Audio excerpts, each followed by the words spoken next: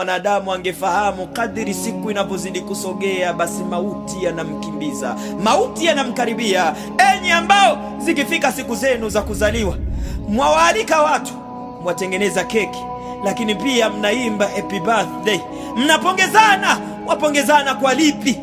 Ni bora kupongezana kama umefanya ya kheri katika mgongo wako.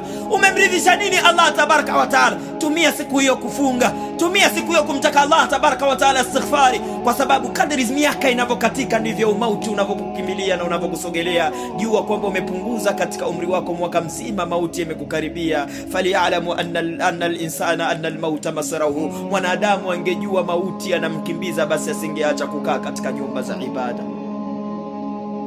Anna al-mauta masrahu wa turaba madhajauhu, lakini marejeo yake na mwisho wake ni katika mdongo au katika mchanga au katika tumbo la ardhi. Mwanadamu huyu angekuwa anajua, asingeacha katika maisha yake kumtaja Allah tabaraka wa taala. Ungemkuta mwanadamu anamtaja Allah tabaraka wa taala, la ilaha illa Allah, la ilaha illa Allah. Mwanadamu akifanya shughuli zake utamkuta na kalma hiyo, subhanaka la ilaha illa anta al-ghawthul ghawthu khalisna minan nar ya rabbi. Angekuwa anamuomba mwepushe Allah tabaraka wa taala na moto wa jahannam, kwa haya yote ambayo mwanadamu angefahamu.